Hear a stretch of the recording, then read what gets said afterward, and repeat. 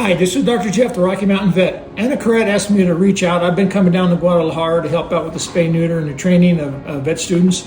I won't be there this year. I apologize.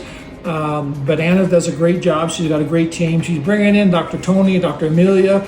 A whole lot of other vets are going to be there working with the students. From the student perspective, if you get a chance, go to different doctors. Don't get stuck with one doctor. Everyone has slightly different techniques, but the goal is the same. Have the animal spayed or neutered with no complications. That's the key.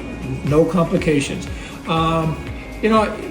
Spay neuter as a philosophy for veterinary medicine is really important to me from the standpoint of you drop the population. And vets will say, well, if you drop the population too much, then no one's going to have animals. It's never going to happen, first off. And secondly, why put value on a money if you look at it from a supply and demand side? Why put value on an animal when you just go get another one? If there's a problem with this one, get rid of it, get another one.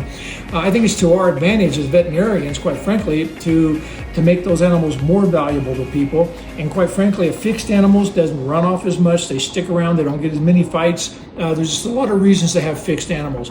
Obviously, down in Mexico, you know very well of the street dog populations in certain areas. As students, I'll tell you this, you learn spay neuter, the more you do, eventually you just get good at surgery. Now, all I did was spay neuter for the first couple of years that I was out, and somewhere along the line, I figured out I could just do surgery. It really isn't that hard. It's pretty much all the same. You open a book, read it, and go do it. But you're going to be surrounded by some really good vets. I'm going to say once again, pick Dr. Tony's brain. He's had one of the most successful clinics in Mexico. Dr. Amelia, she is really fast and very good. So pay attention to people and understand you're doing society a favor. You're really helping out. It's okay to make money. I'm not opposed to it. Just assume for a minute that I kind of like making a little bit of money. It's okay.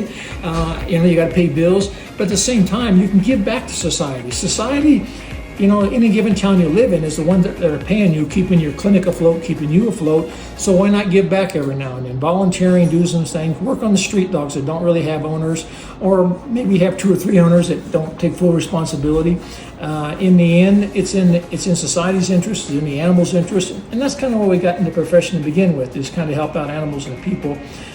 If you say you just don't really want to deal with people, I got news for you. Most animals are attached to a person. Even street dogs. You go out and start rounding up street dogs, people come out and they go, well, I feed that dog. Or if you follow street dogs, and I follow street dogs all over the world, they do the same routine almost every day. They know where to go to pick up food. They're not stupid. They figure this out real quick. But in the end, they're going to live longer and be healthier if you neuter them and spay them. No question about it. Every longevity study ever done proves that a fixed animal lives longer.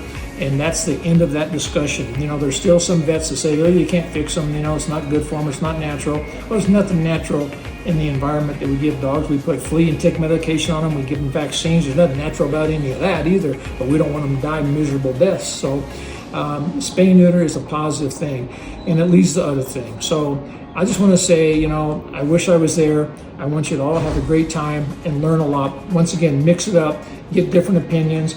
Find out what works for you and make it work the best you can.